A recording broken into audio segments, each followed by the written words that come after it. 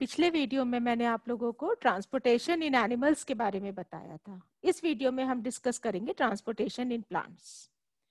Plants के अंदर जो ट्रांसपोर्टेशन होता है वो इतना ज्यादा इलेबोरेटेड नहीं होता जितना ज्यादा एनिमल्स में होता है, क्योंकि प्लांट्स के सेल्स क्या है, ज्यादा एक्टिव नहीं होते and because of the less activity इनको इतनी ज्यादा नीड भी नहीं होती है मटेरियल्स की कि बहुत जल्दी इनको मटेरियल सप्लाई कर दिए जाए।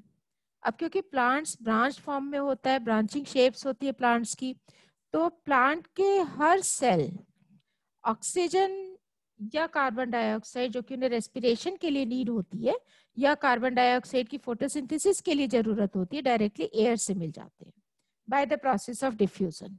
तो ओनली सब्सटेंस जिसकी जरूरत होती है प्लांट्स को for the transportation, that is the water and minerals. ठीक है।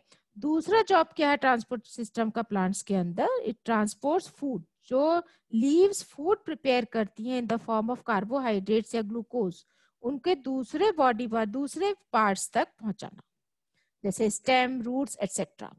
तो प्लांट के अंदर दो टाइप के कंडक्टिंग टिश्यूज होते हैं, पहला होता है जाइलम और दूसरा होता है phloem. Xylem it carry water and minerals and phloem it carries the food material which the plant make.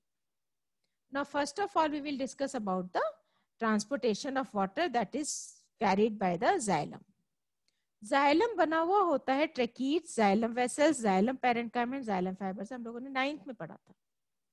ट्रेकीट्स और xylem vessels root, stem and leaves के ये इंटरकनेक्टेड होते हैं एक दूसरे से और एक कंटिन्यूअस सिस्टम बना देते हैं वाटर कंडक्टिंग चैनल्स का। जैसे ट्यूब होती है बिल्कुल उस तरीके से ये एक दूसरे से जुड़े हुए होते हैं और हर पार्ट तक पहुंच जाते हैं और इन्हें हम कहते हैं conducting elements for the transportation of water.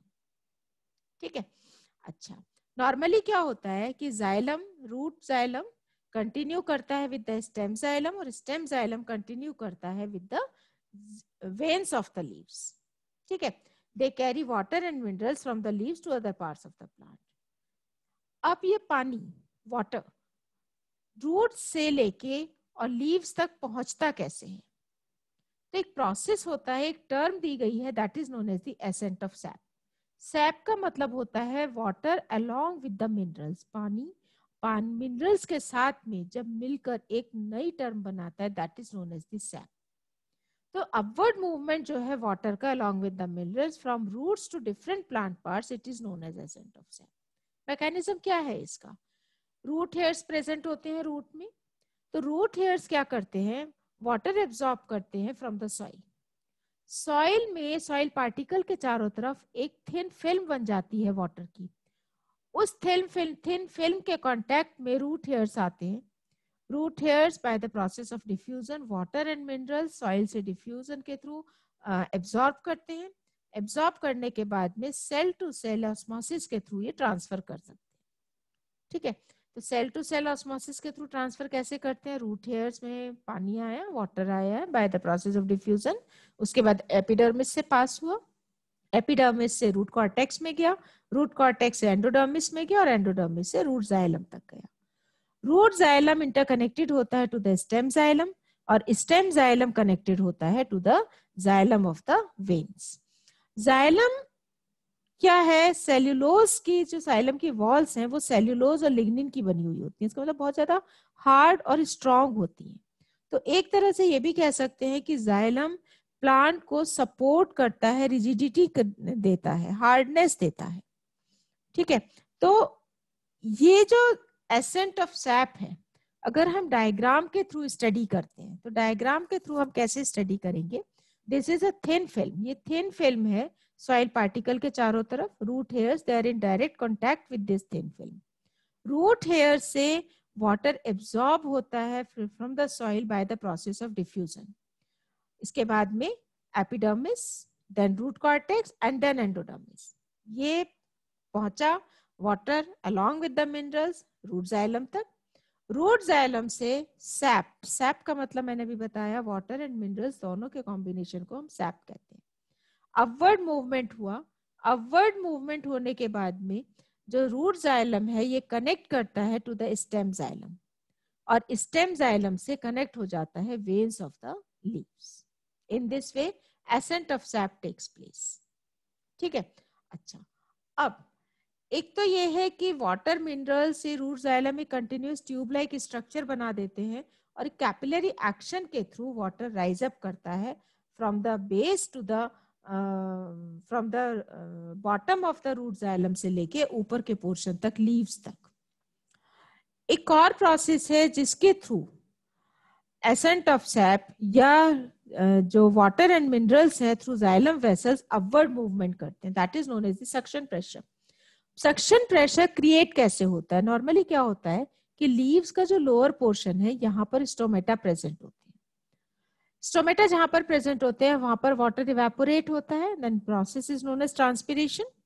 जब वाटर इवेपोरेट होता है तो स्टोमेटा के ठीक नीचे का जो पोर्शन है यहाँ पर एक वैक्यूम बन जाता है और इस वैक्यूम को फिल करने के लिए वाटर राइज करता है from the bottom of the root xylem towards the stem and from the stem to the xylem of the veins. तो जिस तरीके से हम कोल्ड ड्रिंक पीते हैं, कोल्ड ड्रिंक जब हम पीते हैं सक करते हैं तो एक वैक्यूम क्रिएट हो जाता है उस जगह पर जहां से हमने सक किया।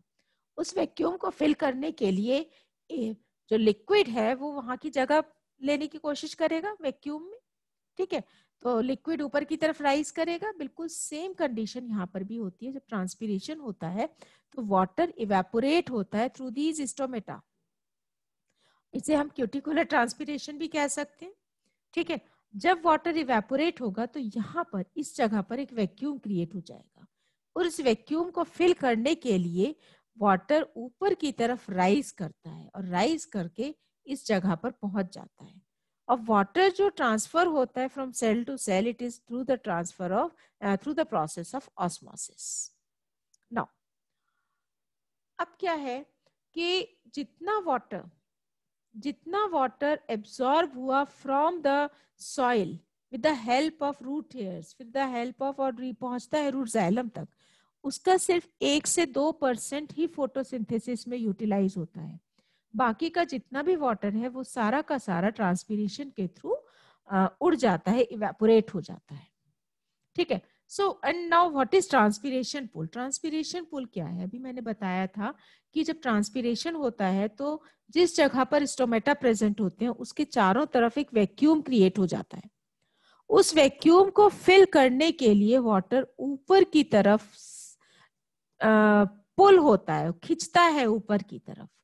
And that type of pulling, that type of suction, या that type of transfer of water from the bottom of the root xylem से ऊपर की तरफ वाटर का आना, it is known as the transpiration pull। और प्रेशर जो create होता है that is known as the suction pressure।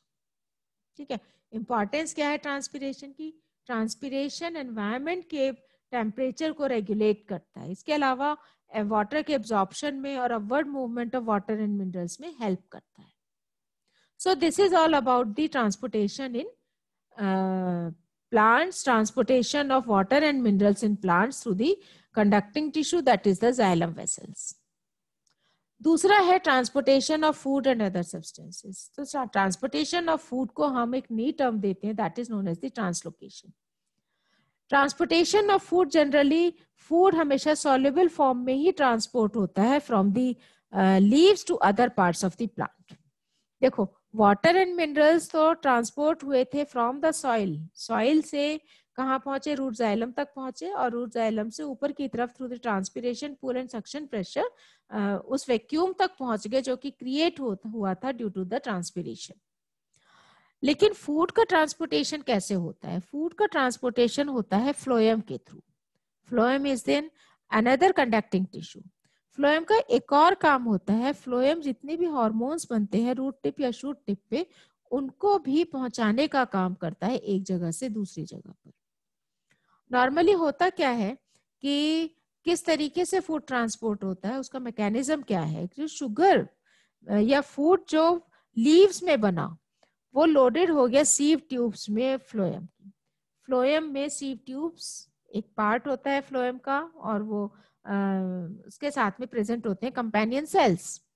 ठीक है, तो जो फूड था वो लोड हो गया सीव ट्यूब्स में बाय यूजिंग एनर्जी, एनर्जी जो एटीपी के फॉर्म में स्टोर हुई थी, उस एनर्जी को यूज करते हुए फूड सीव ट्यूब्स में स्टोर हो गया।